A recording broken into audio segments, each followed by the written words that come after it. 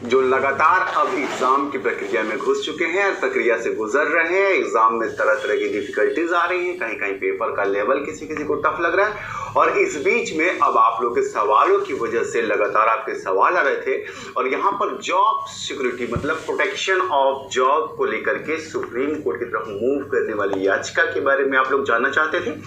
और साथ ही ये जो एक बड़ा मुखर सवाल आप लोग का आ रहा है कि सरकार ने अभी तक लिखित में ऑनरेबल कोर्ट के अंदर ये क्यों नहीं दिया है कि हम अगर अटेम्प्ट में पास नहीं होते तो हमारी नौकरी सुरक्षित रहेगी, जबकि कमेटी की रिपोर्ट अनुशंसा के अनुसार कमेटी की अनुशंसा ने साफ साफ कहा है कि जो एग्जाम पास नहीं करेंगे उन्हें नौकरी से बाहर कर दिया जाएगा। तो क्या ये परफेक्ट चीज है? क्या इसके ऊपर क्या डेवलपमेंट है? ऑनरेबल उच्च न्यायालय के अंदर क्या स्टैंड चल रहा है? सरकार का क्या स्टैंड है?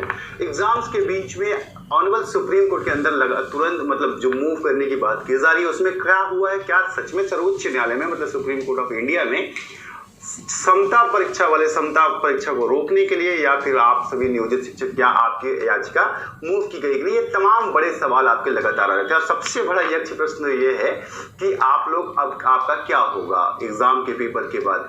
ट्रांसफर को लेकर के क्या सरकार को रुख दे रही है? देखिए, तमाम पहलुओं पर मैं आपसे बात करने जा रहा हूं, लेकिन मुझे एक खेद है, एक शिकायत है आप लोगों से और वो बहुत बड़ी शिकायत है और आप सब शिक्षक आपको सुनना पड़ेगा। ये बात आप ऐसे डिनाई नहीं कर सकते। जब आप लोगों ने ही ये कहा कि सर इस चीज को कीजिए कि हम एग्जाम नहीं देंगे, हम लोग को एग्जाम नहीं देना है और नौकरी हमारी बची रहे, इसी चीज को लेकर के आप लोगों को मूव करना है। यही स्टैंड आपको सरकार के पास भी रखना है, कोर्ट के अंदर भी रखना है।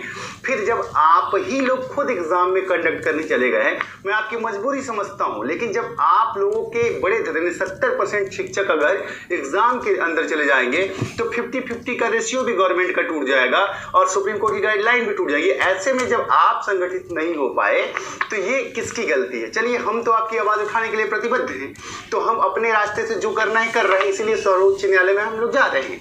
लेकिन आप लोगों ने वादा खिलाफी तो की ना, और आप लोगों की मजबूरी समझ रहा हूं कि अगर कुछ लोग आवेदन कर देंगे तो फिर आप लोग को मजबूरी में करना पड़ेगा, क्योंकि अगर कुछ लोग कर देंगे तो उनका होगा, आपका नहीं होगा, फिर इसमें आपको प्रॉब्लम होगी, आपको नोटिस जारी होगी।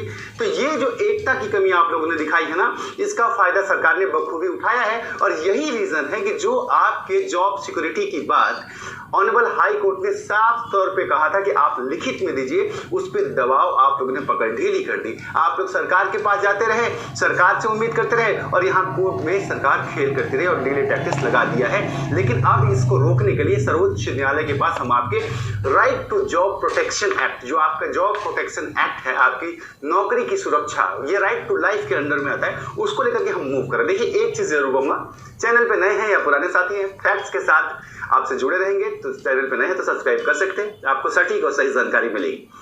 देखिए, एक प्रोस्पेक्टिस तो ये है कि ऑनरेबल कोर्ट के अंदर जब बिहार सरकार ने को जब ये कहा गया था, आपको पता है कि सरकार के सामने सबसे पहली बात यही रखी गई थी कि ये कौन सा तरीका है कि आप 20 साल से नौकरी कर रहे शिक्षकों को उनकी योग्यता परीक्षा लेंगे 20 साल बाद, और अगर वो फेल होते हैं तो आप उन्हें नौकरी से निकाल देंगे। यही अहम मुद्दा था। और साथ में दूसरा मुद्दा ये था कि हम एग्जाम क्यों देंगे? क्या जो आज के डेट में शिक्षा के पुरोधा हैं, जो साहब हैं, क्या वो एक बार फिर से यूपीएससी का एग्जाम आज के डेट में क्रैक कर सकते हैं? क्या परीक्षा का स्तर नहीं बदल गया है? क्या शिक्षकों की मनोदशा जो है, जो 20 साल से 10 साल से 15 साल से नौकरी कर रहे हैं, क्या उनकी मनोदशा नहीं बदल गई? क्या आज वो एग्जाम के लिए कंप्लीट कर सकते हैं? और इवन आप लोगों को मैंने कहा था कि देखिए, सरकार जो है पेपर, आपको पहला पेपर इजी देगी, धीरे धीरे टफ करती जाएगी और बाद में आपको फंसाती जाएगी, और यही आपको देखने को भी मिल रहा है। तो हमारा स्टैंड यही था। लेकिन यहाँ पे हुआ यह है कि 70% से ज्यादा शिक्षकों ने आवेदन किया है। आवेदन का मतलब होता है कि आप परीक्षा से सहमत हैं और इसी की वजह से आपका खेल जो है गड़बड़ हो गया। लेकिन फिर भी हम अब यहां से आपके लिए एक ही काम कर रहे हैं। हम लोगों ने मांग बहुत सुनने समझने के बाद हमें लगा कि भाई आप लोगों की वजह से या जैसे भी हो, आपकी ये मांग अब स्टेट नहीं कर पाएगी कि एग्जाम को रोक दिया जाए, तो हमने आपके जॉब प्रोटेक्शन को लेकर के हम लोगों ने प्रयास शुरू किया है कि आपकी नौकरी सुरक्षित रहे, चाहे आप एग्जाम पास हो या ना हो, लेकिन आपकी नौकरी, आपको राज्यकर्मी का दर्जा मिले या ना मिले, पर आपकी नौकरी सुरक्षित रहे। इसके लिए प्रतिबद्धता के साथ हमने काम शुरू किया और उसमें जो है हम लोगों ने एक PIL जो है ऑनरेबल सुप्रीम कोर्ट कोर्ट की तरफ मूव किया। बहुत सारे साथी ये कह रहे हैं, कुछ यूट्यूब पे वीडियो भी आए हैं ऐसे कि सुप्रीम कोर्ट में याचिका चली गई। नहीं, ये गलत बात है। अभी तक आप लोगों की तरफ से सुप्रीम कोर्ट में कोई भी पिटीशन फाइल नहीं की गई है इस चीज को लेकर के। हम लोग इनिशियल स्टेज पर अभी मेंशनिंग करवा रहे हैं और सारे शिक्षक संगठनों से ये बात करें कि साहब आप लोग एक गलती तो कर दिए हैं, आप लोग मेरी बात समझिएगा, बुरा मत मानिएगा। एक गलती तो आप लोगों ने एग्जाम में फॉर्म भर के कर दिया कि जहां 70% लोगों ने आवेदन ही कर दिया। मतलब आप समझिए, आवेदन का मतलब होता है सहमति कि हाँ आप एग्जाम देने के लिए तैयार हैं, चाहे वो किसी भी हालत में है, लेकिन आपने आवेदन कर दिया, मतलब आप सही हैं और सरकार के इस फैसले का समर्थन कर रहे हैं। तो एक गलती तो आपकी यहाँ हो गई। अब यहाँ पर अगर आप लोग यहाँ पे भी ढिलाई दे देंगे ना साथियों कि जॉब सिक्योरिटी आप लोग लिए बिना एग्जाम दे रहे हैं, तो देख लीजिएगा ये आप लोग के लिए मुश्किल होगी। क्योंकि इस कमेटी की रिपोर्ट आपके बीच में सार्वजनिक थी कि अगर आपने एग्जाम पास नहीं किया तो आपको नौकरी से बाहर कर दीजिएगा। और जब ऑनरेबल कोर्ट के अंदर लिखित मांगा गया है तो सरकार अब इसमें डिले टैक्टिस कर रही है। ऐसे में अगर आप इस चीज को लूज करेंगे तो आपके लिए प्रॉब्लम होगी। अब आपके संवैधानिक अधिकारों की बात करते हैं। आपकी नियुक्ति जो है, देखिए तो ये सवाल जो था, अब आपकी जॉब सिक्योरिटी को लेकर के क्या हो रहा है ये बता देता हूं मैं आपको। देखिए आपकी नौकरी नहीं जाएगी, इसके तमाम कानून के प्रावधान हैं। जो शिक्षक शिक्षिकाएं हमारी बहनें या साथी आप लोग जो परेशान है कि अगर एग्जाम में मेरा अच्छा पेपर नहीं हो रहा है, मैं अगर फेल हो गया तो मेरी नौकरी चली जाएगी, इससे आप लोग अपने दिमाग से निकाल दीजिए। क्योंकि आपकी जो नियुक्ति हुई थी, आप लोग खुद शिक्षक हैं, पढ़े लिखे हैं, आपकी जो नियुक्ति हुई थी वो संवैधानिक दायरे में होकर की गई थी और आपको जॉब सुरक्षा दी गई है। किसी भी आदमी की जब नौकरी, आपको पता है कि दो तरीके से होती है। एक नौकरी होती है, पहले आपको ज्वाइन करा जाता है, फिर टेम्पोररी रखा जाता है, ट्रेनिंग बेस पे रखा जाता है और फिर आपको परमानेंट कर दिया जाता है। तो आप सबकी नौकरी का वो पीरियड है कि आप लोग परमानेंट हैं और परमानेंट को नौकरी से नहीं निकाला जाता है अनटिल उसके कंडक्ट में कोई खराबी ना हो। मतलब आपके बिहेवियर में आप एब्सेंट मार रहे हैं, आप चोरी में पकड़े गए, ऐसी चीजें ना हो तो आपको नौकरी से नहीं निकाला जा सकता है। ये आपका संवैधानिक प्रोटेक्शन है। अब हम जो है इसी चीज को लेकर के हम लोग सारे शिक्षक संगठनों से बात कर रहे हैं और प्रयास कर रहे हैं कि आप लोग भी एकजुट होकर के एक याचिका जो है सुप्रीम कोर्ट से डायरेक्शन ले लिया जाए कि आपकी नौकरी बची रहेगी। और सुप्रीम कोर्ट के उसी आदेश का पालन कराने की कोशिश कर रहे हैं हम लोग, जो सुप्रीम कोर्ट ने 2-3 जजमेंट से दिए हैं, जिसमें यह कहा है कि अगर कोई पहले से नौकरी परमानेंट कर रहा है तो उसे आप बाद में किसी एग्जाम के जरिए नौकरी से नहीं निकाल सकते, उसकी योग्यता दोबारा नहीं की जा सकती। तो ये प्रयास अभी हुआ है, लेकिन अभी माननीय उच्च न्यायालय में आपका केस, सर्वोच्च न्यायालय में नहीं गया, सुप्रीम कोर्ट ऑफ इंडिया में आपका केस हुआ नहीं है। हम लोग तैयारी कर रहे हैं। अगर आपकी इच्छा है तो आप लोग कमेंट सेक्शन में बताइएगा। अगर आप कहेंगे नहीं इसको भी रोक दीजिए तो हम लोग रोक देंगे। फालतू का प्रयास करने की कोई जरूरत नहीं, क्योंकि अगर आप एक साथ नहीं आ रहे हैं तो दिक्कत होगी। हमारा प्रयास यही है कि आपकी नौकरी कम से कम सुरक्षित रहे। आप लोगों का तो मतलब कुछ साथियों ने जो कर दिया, लेकिन यहाँ से भी हम लोग सरकार से एक लिखित रिटन डॉक्यूमेंट लेना चाहते हैं जहाँ पर आपकी नौकरी सुरक्षित रहे। तो इसका प्रयास चल रहा है, लेकिन अभी सुप्रीम कोर्ट में नहीं गया।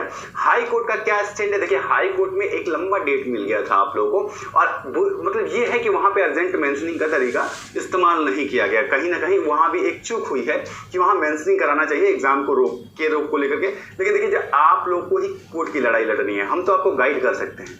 कोर्ट में आप टीचर हैं, आपको लड़ना है। हम टीचर नहीं है कि हम लड़ लेंगे। जो टीचर होता है वही लड़ता है। आपका हिस्सा है ना, आपका केस कोई और, मतलब केस आप ही करेंगे, है ना।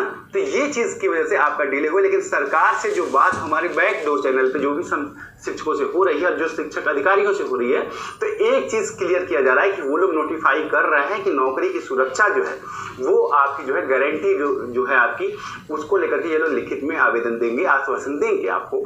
तो इसके लिए परेशान नहीं। तो ये कहना था आप लोग का जो लगातार सवाल था कि क्या होगा। बाकी जो रह गया आपका एग्जाम, कंडक्ट और रिजल्ट, इन सारी चीजों पे मैं आपको बाद में बताऊंगा। फिलहाल सुप्रीम कोर्ट में जैसे पिटीशन फाइल होगी, क्या उसका अपडेट होता है और ऑनरेबल हाई कोर्ट पटना में क्या हो रहा है, जैसे ही बातें क्लियर होंगी मैं आप लोगों के बीच में आऊंगा और आपको स्पष्ट तौर से बता दूंगा। लेकिन तब तक के लिए चैनल पे सुप्रीम कोर्ट में सुनवाई को लेकर बड़ी अपडेट अमित पांडे जी के द्वारा दिया गया। स्पष्ट रूप से ये बात तो क्लियर अब हो चुकी है कि जो भी नियोजित शिक्षक काफ़ी डरे थे कि भाई जो परीक्षा हुई है उसका लेवल काफ़ी हार्ड रखा गया है और उनकी नौकरी पे खतरा जो है वो मंडरा रहा है। तो बिल्कुल आप धैर्य बना के रखिए, आपकी नौकरी पे कोई भी खतरा नहीं है। अगर आप किस तरीके से परीक्षा में फ़ेल भी हो जाते हैं तो भी आपकी नौकरी नहीं जाएगी, क्योंकि इसका पूरा विस्तार तो ब्यौरा जो है वो अमित पांडे जी ने दिया और इनसे बेहतर कोई नहीं जानता है, क्योंकि ये पटना हाई कोर्ट में एडवोकेट भी हैं। और हम कह सकते हैं कि भाई बहुत अच्छा अब आपको देखने को मिलेगा आगे, क्योंकि SLP भी दायर कर दी गई है सुप्रीम कोर्ट में। तो हर जगह से बिग ब्रेकिंग न्यूज़ यही आ रही है कि नियोजित शिक्षकों को अब अच्छा देखने को कुछ मिलेगा। तो दोस्तों वीडियो को शेयर कर दीजिए और पल पल के लेटेस्ट अपडेट के लिए चैनल के माध्यम से आप लोग जुड़े रहिएगा। तो धन्यवाद दोस्तों, इस वीडियो में इतना ही। फिर से हाजिर होंगे नए अपडेट के साथ। धन्यवाद। जय हिंद, जय भारत।